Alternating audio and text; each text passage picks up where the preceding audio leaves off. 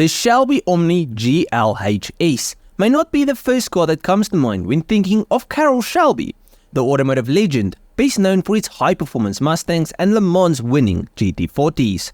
But this unassuming hot hatch from the 1980s deserves its place in the history books as a sleeper performance car that brought a new level of speed and agility to the American subcompact market.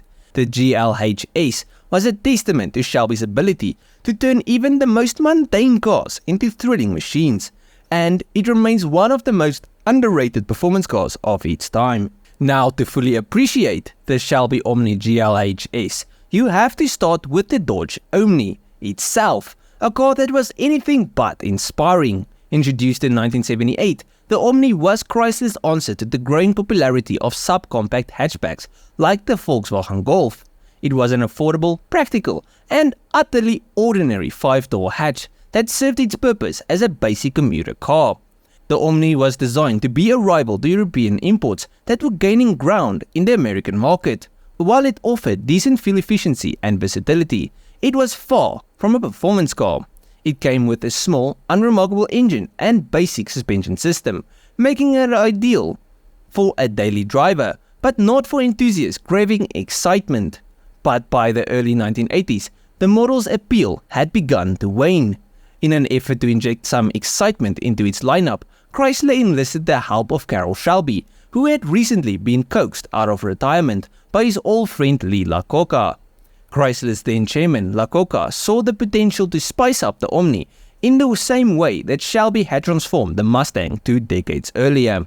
The first product of this collaboration was the Dodge Omni GLH, a performance-oriented version of the standard hatchback.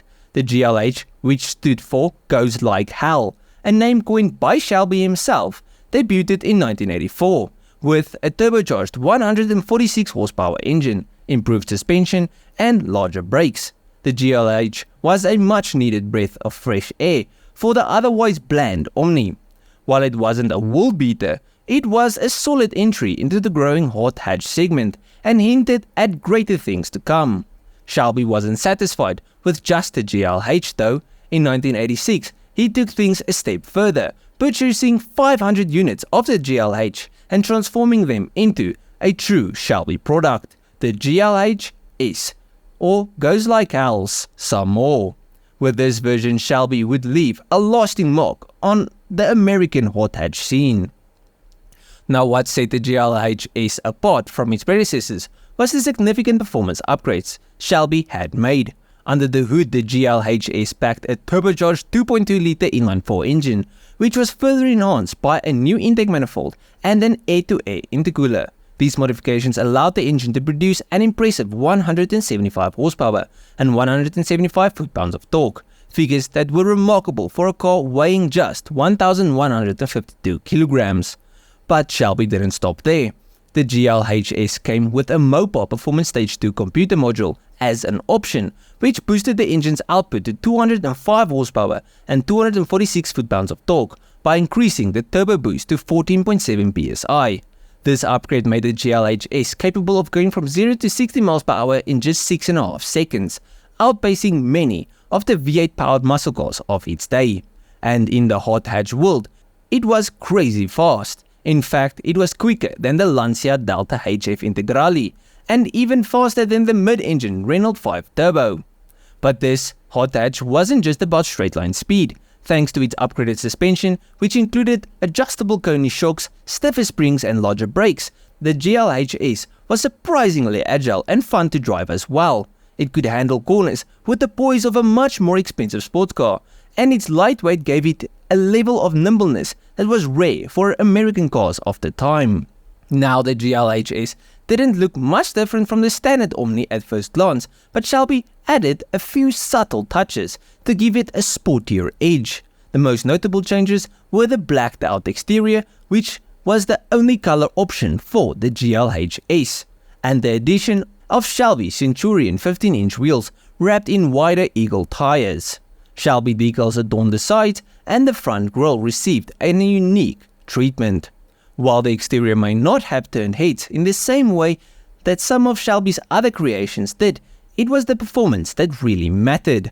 The GLHS was a true sleeper, looking like an ordinary commuter car while packing enough punch to embarrass far more expensive and prestigious vehicles on the road. The automotive press was quick to recognize the brilliance of the Shelby Omni GLH-S. Car and driver was especially enthusiastic, praising the little hot hatch for its blend of practicality and performance. The magazine noted that the GLH-S handled like a sports car and had the kind of acceleration that could leave even the most potent V8 muscle cars in the dust. The Omni GLH-S was an American-built performance car that proved that small cars could be fast, fun, and affordable. But despite the praise, the GLH-S never gained the same level of fame or collectability as some of Shelby's other cars. Only 500 GLH-Ss were ever produced, making it a rare sight on the road today. And while enthusiasts who remember the car hold it in high regard, it remains a hidden gem in Shelby's extensive portfolio of performance vehicles.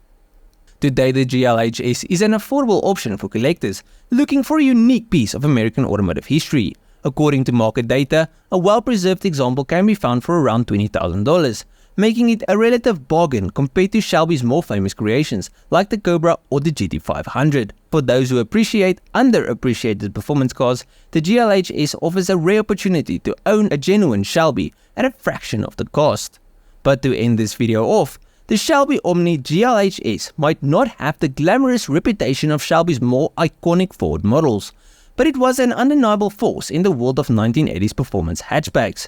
With its turbocharged engine, nimble handling and sleeper looks, it was a car that embodied Carroll Shelby's philosophy of building fast, fun cars that could dominate both on track and on the street. But at the end of the video, please let me know what you guys thought of the video and what you guys think of this little hot hatch. I personally love it, but I love any small unassuming cars that are just like stupidly fast. I'm currently personally building a small, really old hot hatch with a really big engine with the idea of it being like a sleeper. So for me, this is really cool, but let me know what you guys think. Let me know down below. If you guys enjoyed this video, please leave a like and subscribe to the channel. And if you guys did like it, you must like most of my other stuff. So just go through my channel, see if there's someone else like. I'll check you guys in the next one. Cheers,